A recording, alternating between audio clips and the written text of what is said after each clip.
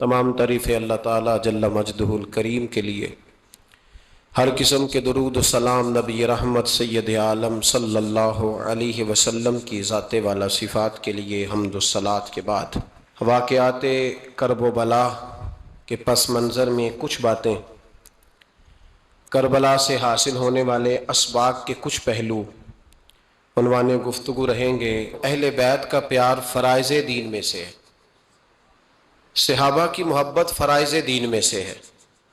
اس طرح نماز پڑھنا فرض ہے، روزہ رکھنا فرض ہے، حج کرنا فرض ہے، زکوٰۃ دینا فرض ہے، استطاعت ہو تو حج کرنا فرض ہے، اسی طرح ابو بکر صدیق سے پیار کرنا بھی فرض ہے، جناب عمر سے محبت کرنا بھی فرض ہے، حضرت عثمان کی عقیدت بھی فرض ہے۔ اور نبی پاک نے فرمایا علی سے پیار کرنے والا مومن ہے، اور فرمایا بغض علی نفاق، جس کے سینے میں علی کا بغض ہو وہ منافق ہے،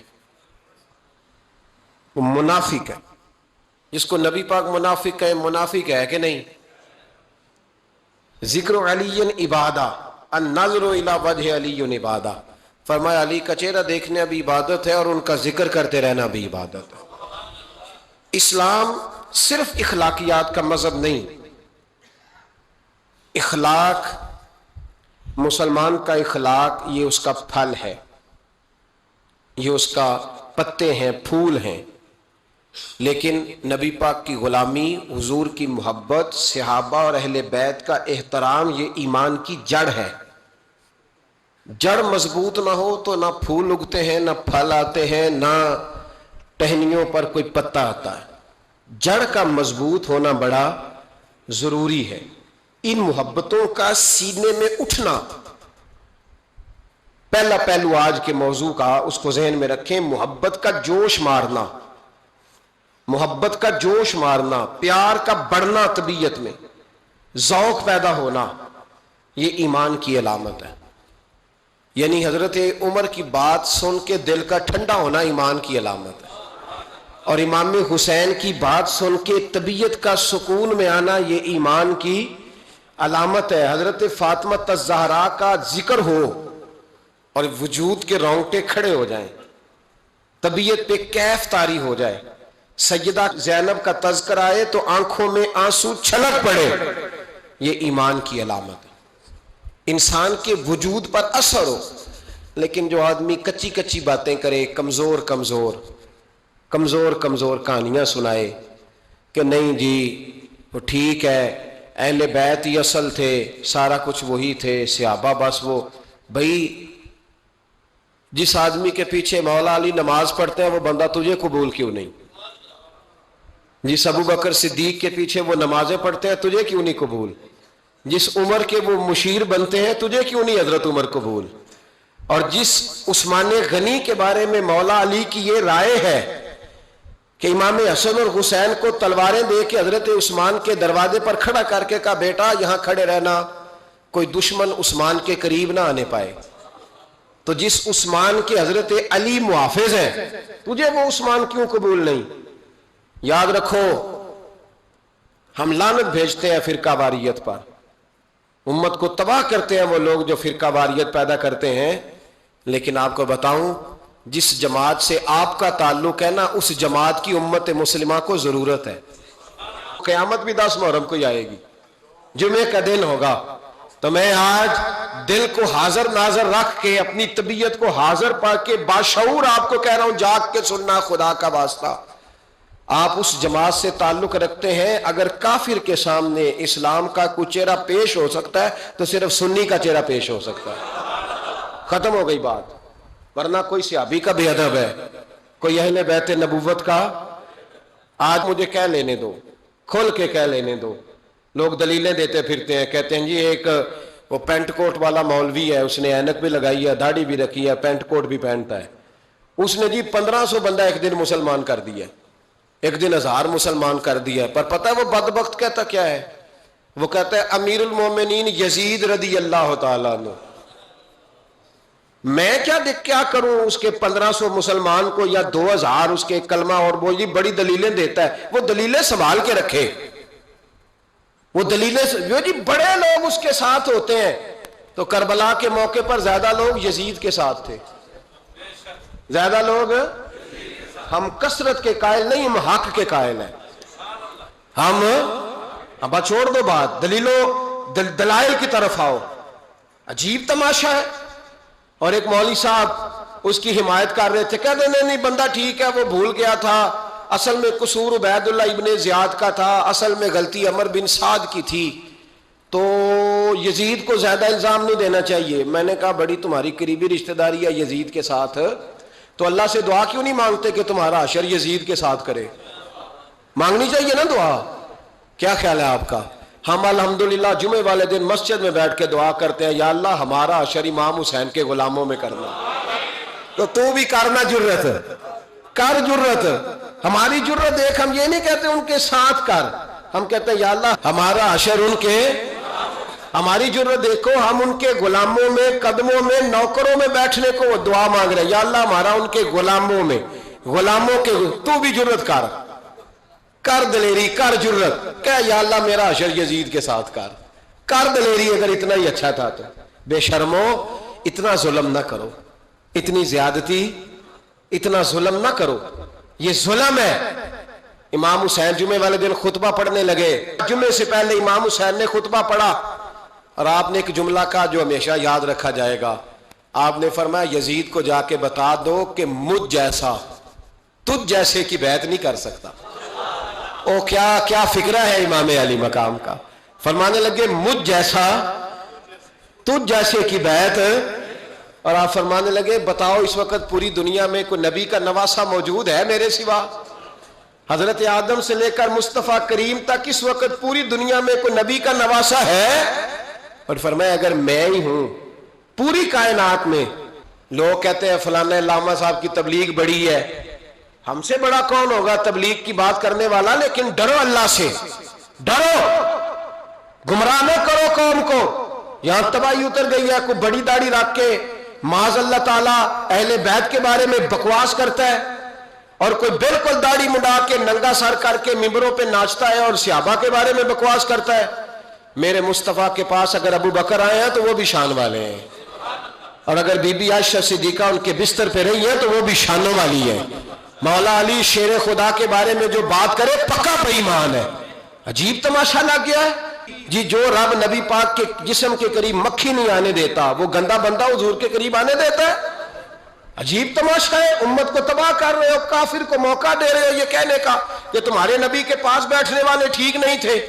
اگر حضور کے پاس بیٹھنے والے ٹھیک نہیں تھے تو بعد والے کیسے ٹھیک ہو گئے؟ تو یہ باز آنا چاہیے ان بے شرموں کو. یہ امت میں تفرقہ ڈالتے، بے حیائی کرتے. سنو اور یاد رکھو، حضرت امام حسین نے خطبہ پڑھا نا جب جمعے والے دن، فرمایا مجھے پہچانو تو میں کون ہوں؟ تو عمر بن سعد بولا، پکے نمازی بولے. عمر بن سعد کہنے لگا حسین جلدی کر، ہمارا جمعہ لیٹ ہو رہا ہے. بلے ہو نمازیو، جلدی کر ہمارا. آئے ہائے کیا نماز ہے. یعنی نبی پاک کے نواسے کو شہید کریں گے اور شہادت کے بعد جمعہ پڑھیں گے اور نماز میں کہیں گے اللہم صلی علی محمد و علی آل محمد. ان کو شہید کر کے قتل کر کے جمعے کا خطبہ دیا جا رہا ہے اور نماز پڑھی جا رہی ہے اللہم صلی علی محمد و علی. تو میرا سنی بڑا بھولا ہے، کہتا ہے جی وہ زیادہ نمازیں پڑھتے ہیں. تو زیادہ نمازیں تو عمر بن سعد بھی پڑھتا تھا. تو بھولا او خدا کے. دیکھیں نا جتنی نماز کی اخلاق کی بات شاید میں کرتا ہوں، آپ کو جماعت میں کم لوگ ملیں گے، لیکن یاد رکھنا نماز عقیدہ نہیں، روزہ عقیدہ نہیں. عقیدہ حسین ہے، عقیدہ حسن ہے، عقیدہ علی ہے، عقیدہ عثمان غنی ہے، عقیدہ عمر فاروق ہے. میں اس شخص کو کیا کروں؟ مجھے اس شخص کی کیا ضرورت ہے جو ممبر پہ بیٹھ کے کہتا ہے حسین ابن علی باغی تھے؟ وہ شخص، اس کی نماز روزہ حج زکات دیکھا جائے گا. آؤ قرآن مجید سورہ شورا آیت نمبر 23، گھر جا کے قرآن مجید کھولو، یہ والی آیتیں بھی پڑھا کرو، یہ والی بھی کھولا کرو. صحابہ جمع ہو کے نبی پاک کے پاس آئے، عرض کی یا رسول اللہ صلی اللہ علیہ وسلم آپ کے خرچے زیادہ ہیں، آمدن کا ذریعہ کوئی نہیں. جس طرح آج لوگ ہر پیر صاحب سے نہیں پوچھ رہے، علامہ صاحب سے، کہ آپ کام کوئی نہیں کرتے، کپڑے پھر بھی سفید پہنتے ہیں. کیا ذرائع آمدن ہے؟ پھر بھی آپ گاڑی میں گھومتے ہیں. ہمارا تو پروگرام تھا مولوی بھوکا مر جائے، پر اس کے پاس آتے ہیں تو یہ تازی چائے پلاتا ہے. کیا مطلب، کس طرح کا رویہ ہے؟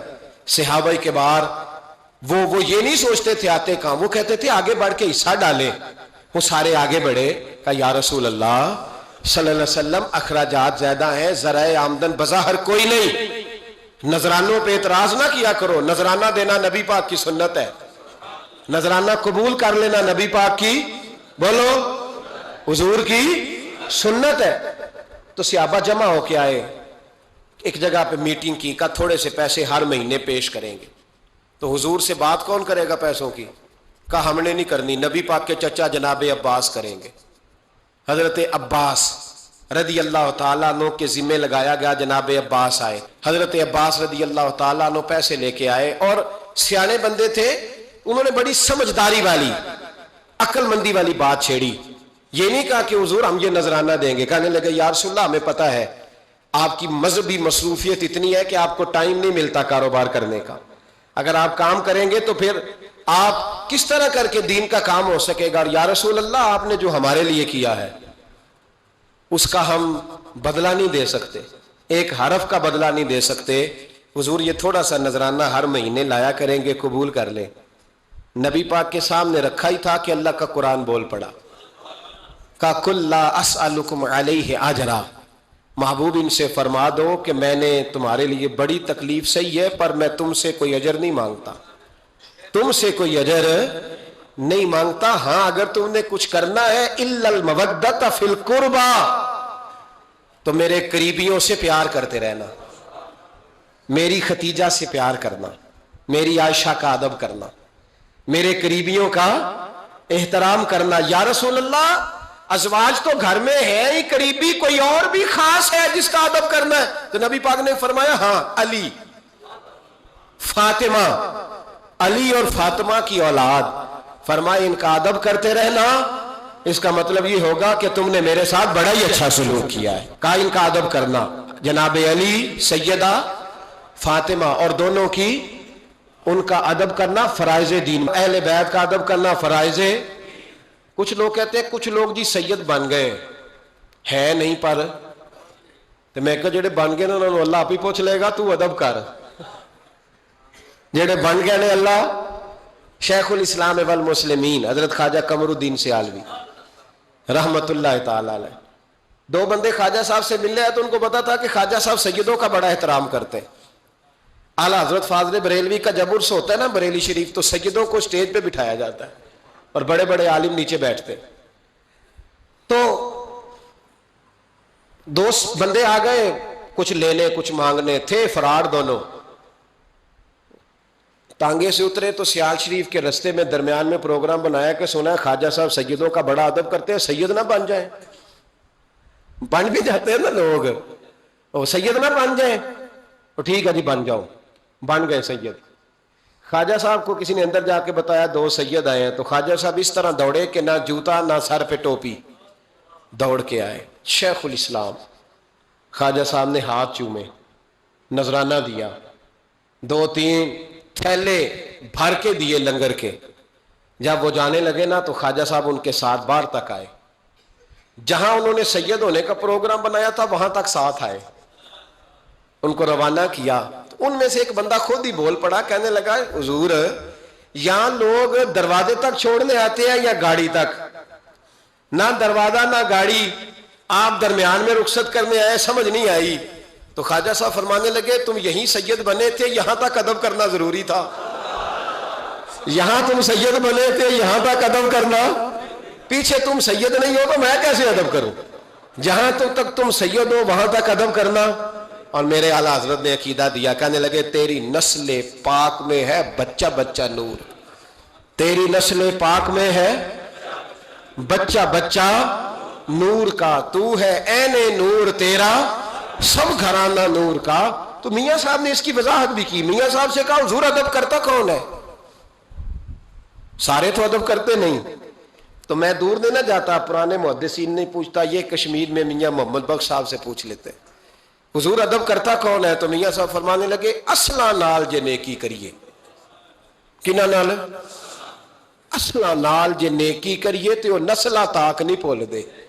ہاں بے اصلاں نال نیکی کریے تے پھول کنڈیاں نال تول دے.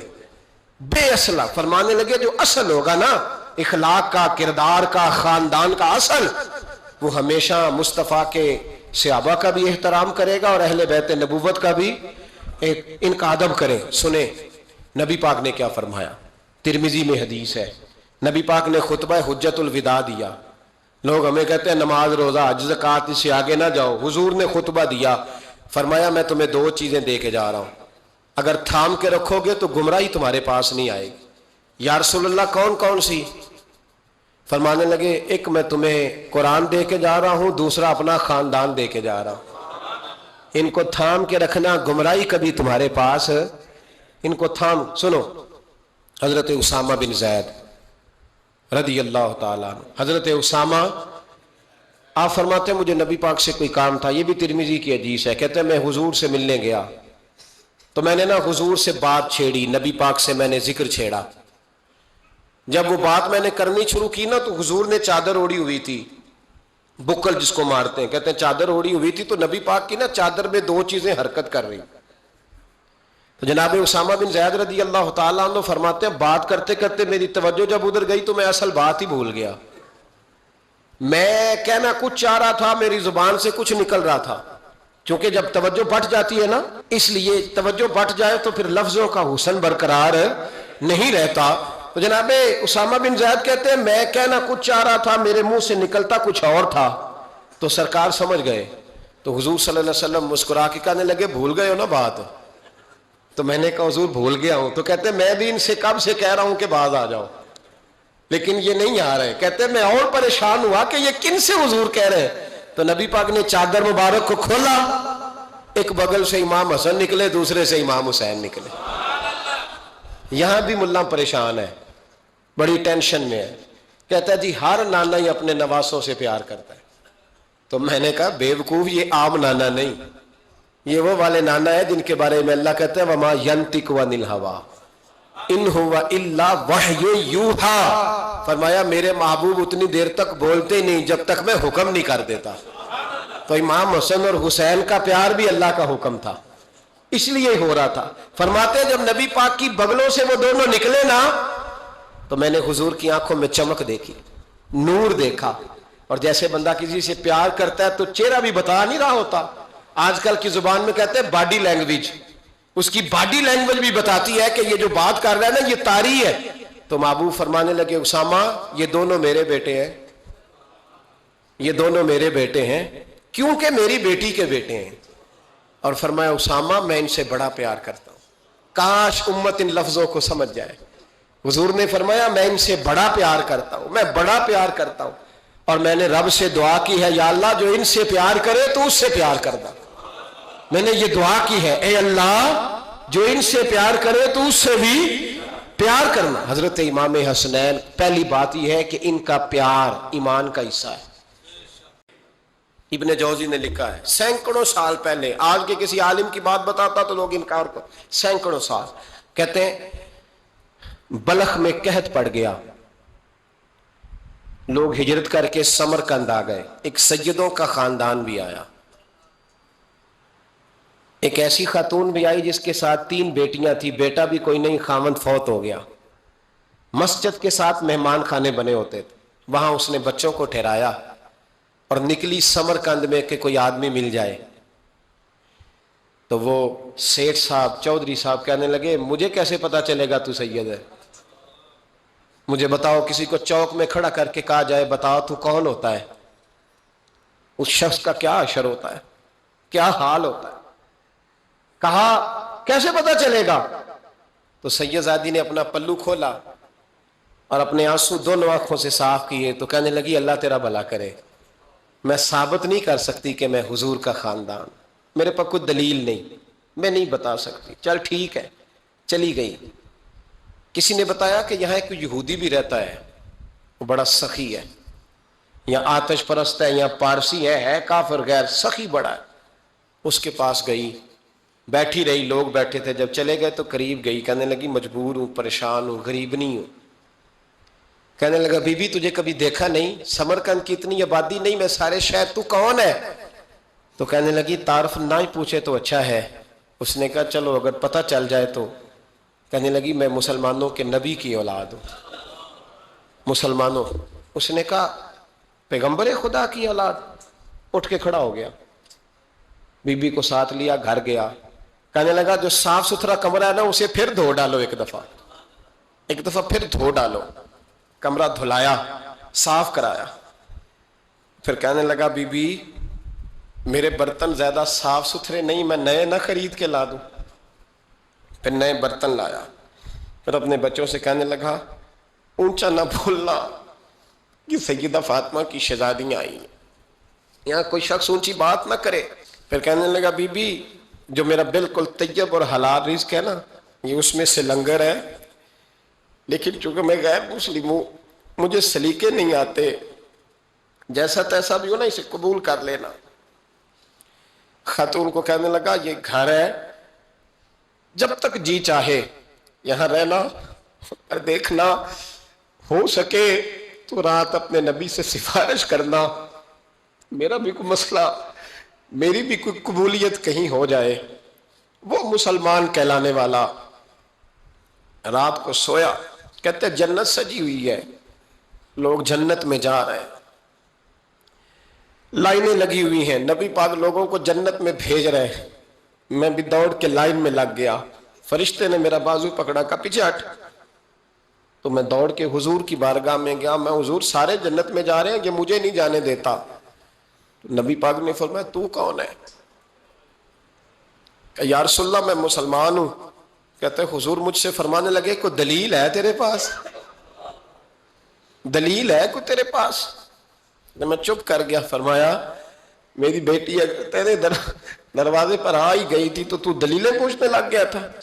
فرمایا جا دوڑ جا۔ سویرے آنکھ کھلی تو گلیوں میں ڈھونڈتا پھرتا ہے، تلاش کرتا پھرتا ہے، کونے کونے میں جاتا ہے وہ سادات کا گھرانہ کہاں گیا، ڈھونڈتے ڈھونڈتے اس غیر مسلم کے دروازے پہ جا کے پہچان لیا۔ تو کہنے لگا خدا کا واسطہ جو تو نے نوکری کی ہے نا ان کی مجھ سے 11 گنا لے لے، یہ سادات کا گھر مجھے دے دے۔ تو کہنے لگا کل تو آتا تو شاید بات اور ہوتی، آج بات اور ہے۔ اس نے کہا مہربانی کر۔ کہا نہیں کل تو آتا تو معاملہ اور تھا، آج معاملہ آج اور ہے، رنگ بدل گیا ہے، حالات تبدیل ہو گئے ہیں، اب تو دیکھ تاک کے آیا، جا دوڑ جا۔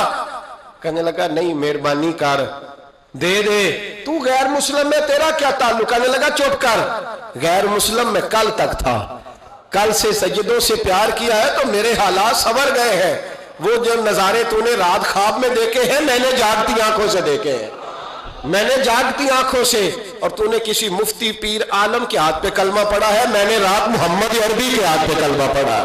حضرت عمر جب نعرہ لگاتے نا تو کس طرح کانپتے۔ سفیر آتے روم کے ملنے کے لیے تو کہتے جاؤ عمر نفل پڑھ رہے ہیں، ٹائم کوئی نہیں۔ ایک دن اندر میٹنگ ہو رہی تھی، حضرت عمر میٹنگ میں بیٹھے تھے، آپ کے بیٹے ملنے آئے عبداللہ ابن عمر۔ ابا جی اندر آ جاؤ۔ فرمایا دروازے پہ کھڑا ہو، میں ضروری بات کر رہا ہوں، اندر نہ آنا۔ جناب عبداللہ ابن عمر کہتے ہیں میں دروازے پہ کھڑا ہو گیا، تھوڑی دیر گزری تو امام حسین بھی آ گئے۔ ایک حدیث میں ایک روایت میں امام حسن کا لفظ بھی ہے، امام حسین آئے، آ کے عبداللہ ابن عمر سے کہنے لگے عمر فاروق اندر ہیں؟ تو کہا وہ اندر تو ہے۔ تو کہا آپ کیوں دروازے پہ کھڑے ہیں؟ کہنے لگے ابا جی نے کہا ہے یہاں انتظار کرو، میں کوئی ضروری بات کر رہا ہوں، لیکن شہزادے میرے لیے کہا ہے، میرے لیے آپ جانا چاہیں تو چلے جائیں۔ امام حسین کہنے لگے امیر المومنین کوئی بات کر رہے ہوں گے، میں ظہر کے وقت مسجد میں مل لوں گا، ظہر کا ٹائم آئے گا نا تو میں مسجد میں مل لوں گا۔ یہ کہہ کے چلے گئے۔ حضرت عمر باہر آئے، حضرت عبداللہ ابن عمر سے کہا کہ کوئی آیا تو نہیں؟ عرض کی حضور حسین ابن علی آئے، حسین ابن علی۔ تو کہا اندر کیوں نہیں بھیجا؟ کہا میں نے کہا تھا بے شک چلے جائیں، لیکن وہ کہہ رہے تھے کہ میں ظہر کے وقت مسجد میں مل لوں گا۔ تو سیدنا عمر فاروق فرمانے لگے عبداللہ تجھے تیری مار ہوئے، حسین کو کیوں واپس بھیجا؟ پھر عمر دنیا داروں کے سامنے ڈٹنا، کھڑا ہونا عمر پہ ختم ہے، لیکن جو اندر کی بات ہے نا، روح کی، جو عقیدت کی بات ہے، جو وفا کا رشتہ ہے، اس کو کون سمجھے؟ یہ جو روح کی مجبوریاں ہیں، یہ جو وفا کی مجبوریاں ہیں، اسے لوگ کیا سمجھیں؟ انہیں کیا پتا کہ مرشد کے بیٹے کے پیر چومنے میں حسن کیا ہوتا ہے؟ انہیں کیا پتا کہ جب استاد کا بیٹا گھر میں آتا ہے تو دل کرتا ہے مکان بیچ کے اسے دے دیں، اس کے باپ کی نیکیاں بڑی ہیں۔ جناب عمر فاروق دوڑے گئے، امام حسین کے دروازے پہ دستک دی، امام حسین باہر رکھا، شہزادے یار ملنے آئے تھے، بغیر ملے کیوں آ گئے؟ عرض کی کہ آپ مصروف تھے، آپ کے اپنے بیٹے بھی دروازے پہ کھڑے تھے تو میں واپس آ گیا۔ امام حسین کہتے عمر جذبات میں آ گئے، سر سے پگڑی گر گئی، کہنے لگے حسین میرے بیٹے کا اور حسین کا کیا مقابلہ؟ کیا اس کی ماں کا نام فاطمہ الزہرا ہے؟ کیا اس کی نانی کا نام خدیجہ الکبریٰ ہے؟ کیا اس کے نانے کا نام محمد مصطفیٰ ہے؟ اور پھر سر سے پگڑی اتری تھی، اپنے بال زور سے پکڑ لیے، کہنے لگے حسین میں نا مکے میں اونٹ چرایا کرتا تھا اور ڈنڈوں سے مار کھاتا تھا اپنے باپ سے، یہ جو آج ساری دنیا میں عمر کے نعرے لگتے ہیں یہ تیرے نانے کا صدقہ ہے۔ شہزادے میری وفا اور میری وفا میں جب تیرا دل کرے نا دوڑ کے آ جایا کر۔ عمر تو لوگ ایک دن امام حسین نے آ کے نا جناب فاروق اعظم سے کہا، خطبہ دے رہے تھے بچوں کی طبیعت شروع میں، پتہ نہیں کیا بات آئی امام حسین کے دل میں، کہنے لگے عمر نیچے اترو، یہ میرے نانا کا ممبر ہے۔ تو حضرت سیدنا عمر سنو، کبھی میرا بھی بچہ آ جائے تو میں کہتا ہوں اس کو پکڑو یار، بچوں کو تو نہیں نا جمعوں میں مطلب ذکر کیا جاتا، اترنا میرے نانے کا ممبر ہے۔ جناب عمر اتر کے نیچے کھڑے ہو گئے تو کہا جا کے اپنے نانے کے ممبر پہ بیٹھ۔ تو حضرت عمر رو پڑے، کہنے لگے شہزادے میرے نانے کا ممبر ہی کوئی نہیں ہے ہی نہیں، یہ ممبر یہ مصلی یہ تیرے نانے کی شان ہے، میرے نانے کا کوئی ممبر نہیں، تیرے ہی نانے کا ممبر ہے۔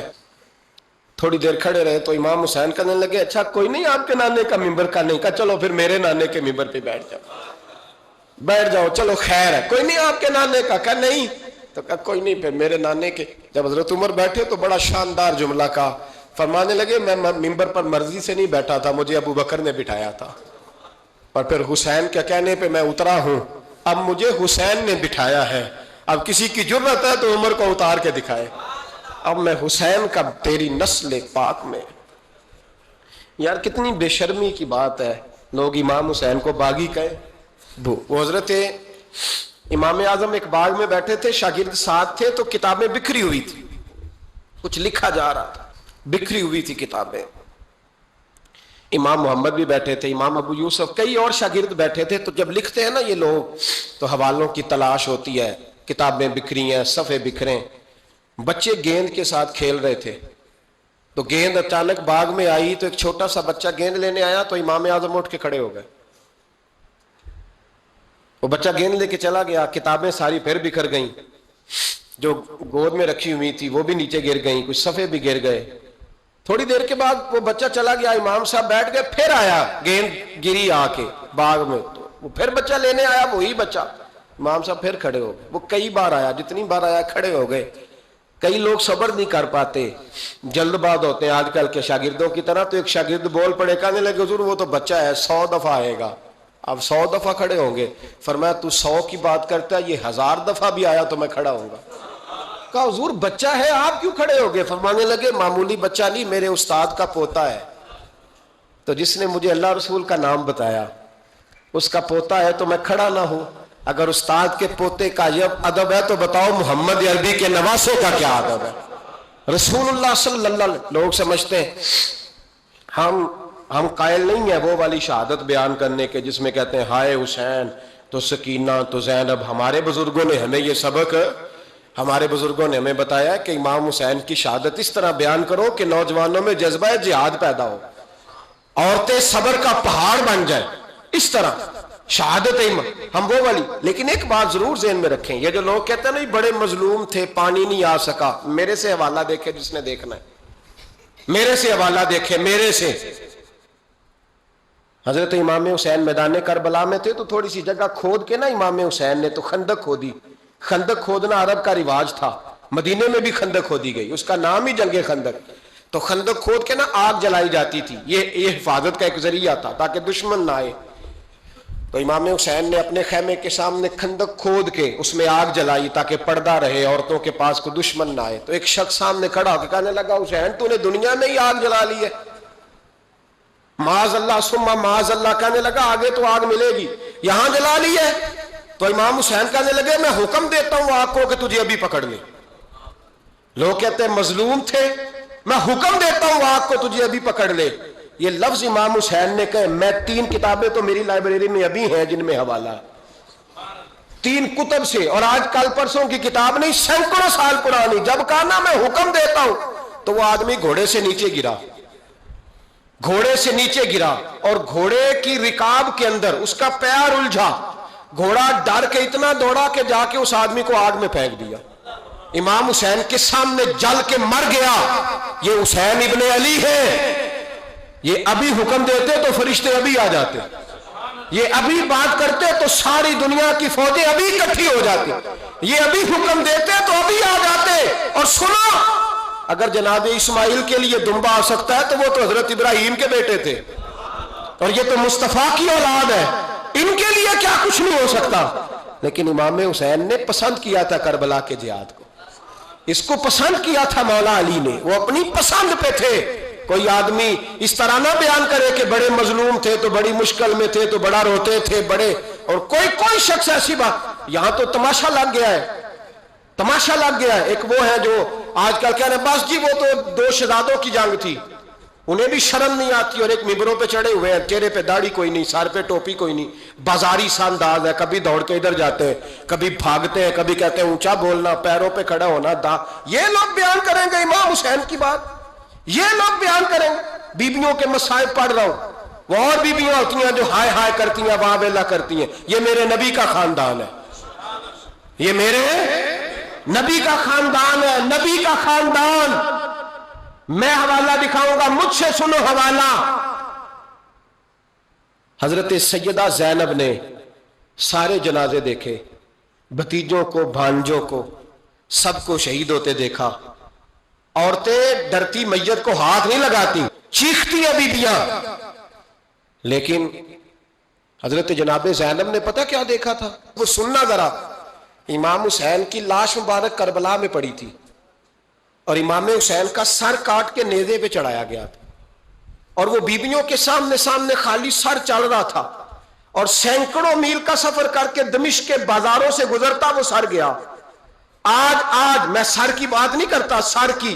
آپ مرد ہیں، جوان ہیں سارے، یہاں کسی کا کٹا ہوا ہاتھ پھینک دیا جائے نا، ہاتھ تو لوگ چیخے مار کے دوڑ جائیں گے. بلکہ ہاتھ تو دور رہا، کسی کی انگلی کاٹ کے یہاں پھینکی جائے تو لوگ چیخے مار کے مرد دوڑ جائیں گے. لیکن کٹا ہوا سر دیکھا، لاشیں دیکھے. یزید کا دربار آیا، بی بی صاحبہ کو نا ایسے عورتوں نے اپنے حالے میں لیا ہے. سیدہ زینب وہاں بیٹھ گئیں. تو جب بولا نا یزید دربار میں، کہنے لگا کہ دیکھو اللہ نے عزت والوں کو عزت دی، معاذ اللہ ثم معاذ اللہ. اور میرے مخالفین کا کیا حشر ہوا جب اس نے دیکھے نا، ایک آدمی مجبور ہے، مقہور ہے، اتنا لمبا سفر ہے، غربت ہے، پیاس ہے، بیماری ہے، کیا انداز ہے. جب اس عالم میں یزید کے دربار میں اس نے گستاخی کی امام حسین کی. یہاں لوگ کہتے ہیں کسی کو کچھ نہ کہو، کیوں نہ کچھ کہیں. جو سیدنا امام حسین کے بارے میں بات کرے گا زبانیں کھینچیں گے اس کی، جو صحابہ کے بارے میں بات کرے گا ہم کرنے دیتے ہیں. یہ کیا بات ہوئی؟ گستاخی کرنا، بے ادبی کرنا، یہ کون سا دین ہے؟ یہ تو تم بے دینی پھیلا رہے ہو. سنو، جب اس نے بے ادبی کی تو سیدہ زینب چپ نہیں رہی، بلکہ حضرت زینب بولی اور کھڑی ہوئی، اور آپ نے تلاوت کی قرآن مجید کی، اور آیتیں پڑھی. کہنے لگی وَتُعِزُّ مَن تَشَاءُ وَتُذِلُّ مَن تَشَاءُ بِیَدِکَ الْخَیْرُ. اور آپ فرمانے لگی یزید تو کہتا ہے تیرے مخالفین پسپا ہو گئے، تجھے عزت ملی. آپ فرمانے لگے یہ تیرا دربار ہے نا، یہ تیرا سجا ہوا ہے نا، تیرا اس وقت ڈنڈا چلتا ہے نا. فرمانے لگی چند سال ٹھہر جا، تیرے اوپر لوگ لعنتیں برسائیں گے. اور فرمایا جب جمعے پڑھے جائیں گے تو لوگ میرے حسین کے نام کے خطبے پڑھیں گے. فرمایا آج یہ تیرا دربار ہے نا. حضرت نعمان بن بشیر صحابی رسول تھے، وہ کہتے ہیں میرے قریب ایک نابینا صحابی بیٹھا تھا، سنو سنو حوالہ میں دکھاؤں گا. کہنے لگے میرے قریب اس وقت یزید کے دربار میں ایک نابینا صحابی بیٹھے تھے. جب بی بی زینب نے یہ بات کی نا تو وہ نابینا صحابی میرا ہاتھ پکڑ کے کہنے لگے نعمان علی آ گئے ہیں. یہ تو علی کی آواز ہے، علی آ گئے. جبریل امی بول رہے ہوں جیسے، حکمت کے گوہر رول رہے ہوں جیسے، دربار دمشق میں وہ زینب کا خطاب منبر پہ علی بول رہے ہوں جیسے. کہنے لگے علی آ گئے، علی، یہ تو علی کی آواز ہے. جناب نعمان بن بشیر کہنے لگے نہیں، علی جب بولتے تھے تو بڑا رنگ ہوتا تھا، ابھی تو زینب کھل کے بول ہی نہیں رہی، ابھی تو زینب ستائی ہوئی ہے، ابھی تو زینب زخم کھا کے آئی ہے، ابھی تو زینب پیاسی ہے. کاش زینب تر و تازہ ہوتی تو زینب خطبہ پڑھتی تو علی کی طرح گرجدار آواز نکلتی. یزید کے محل کانپتے، جبریل امی بول رہے ہوں جیسے، حکمت کے گوہر رول رہے ہوں جیسے، دربار دمشق میں بی بی زینب کا خطاب منبر پہ علی بول رہے ہوں جیسے. وہ مسکینوں کی طرح منتیں نہیں کر رہے تھے، ہائے پانی ان کا مزاج ہی نہیں تھا، بلکہ وہ دلیر لوگ تھے، دلیر، اور بر موقع بر محل بولتے تھے. یزید آیا دربار میں، جب یہ سارا قافلہ وہاں پہنچا تو یزید دربار میں آیا، اور جب وہ دربار میں آیا تو بادشاہوں کا طریقہ ہے، گاڑیاں، اب ہمارے بادشاہوں نے روٹر والی گاڑیاں رکھی ہوئی ہیں، وہ یوں چلتی ہیں، شور ہوتا ہے پیچھے. اس زمانے میں کہا جاتا تھا با دبا ملازہ ہوشیار، پیچھے ہٹ جاؤ، نعرے لگنے لگے. تو یزید کا ایک ناخلف بیٹا امام زین العابدین سے کہنے لگا تیرا باپ کہاں ہے؟ دیکھ یہ میرے باپ دادا کے نعرے، دیکھ میرے باپ کے نعرے، تیرے کدھر ہے؟ ابھی یہ بات شروع اس نے کی تھی کہ دمشق کی جامع مسجد میں زور کی اذان ہو گئی، اور جب مؤذن نے کہا نا اشہد ان محمد رسول اللہ، تو امام زین العابدین اس کا ہاتھ پکڑ کے کہنے لگے یہ میرے نانا کے نعرے لگ رہے ہیں، اگر تیرا ہے تو بتا، یہ میرے نانا کے نعرے ہیں. اور فرمایا تیرے باپ کے 2-2.5 سال لگیں گے، میرے نانے کے قیامت کے بعد بھی لگیں گے. میرے نانے کے نعرے قیامت کے یہ لگتے رہیں گے، لگ رہے ہیں اور لگتے تھے اور لگتے رہیں گے. میرے بھائی یاد رکھو، دلیری، ہمت، پہلی بات ان سے پیار کرنا ہے، دوسرا ان کی ہمت، ان کا مقام دلیری کرنا ہے، ان کا کام ہمت کرنا ہے، ان کا کام ڈٹ جانا ہے. کمزوری دکھانا اہل بیت کا طریقہ ہوتی. حضرت عباس کے بازوؤں میں درد ہوتی، جناب زینب پھر پریشان ہوتی ہیں کہ ہم تو اس بے حیائی کے خلاف لڑے اور امت ابھی یہ گند کر رہی ہے. جو چوکوں میں کھڑا ہوتا ہے نا عورتوں کو تاڑتا ہے، وہ یزید کے طریقے پہ عمل کرتا ہے. یہ دلائل ہے، آپ سوچ لیں، اندازہ کر لیں کہ ہم نے کس جماعت میں کھڑے ہونا ہے. اس لیے گند سارا نکالیں. امام حسین کا ایک پیغام آج اپنانا بڑا ضروری ہے. امام حسین نے سر سجدے میں کٹایا اور قرآن کی تلاوت نیزے کی نوک پہ بھی جاری رہی ہے. اس لیے آج کم از کم 10 نفل امام حسین کی سنت سمجھ کے ضرور پڑھیں گے انشاءاللہ. جنہوں نے روزہ رکھا بڑا اچھا کیا ہے، چلو جو نہیں رکھ سکے پھر بھی نفلی ہے، کوئی فرض نہیں. کم از کم 3 دفعہ سورت یاسین کی تلاوت آج ضروری ہے امام حسین کے لیے. کریں گے انشاءاللہ تعالی. اگر وہ نیزے کی نوک پہ پڑھ سکتے ہیں تو آپ ان کی خاطر بھی تو پڑھ ہی سکتے ہیں نا.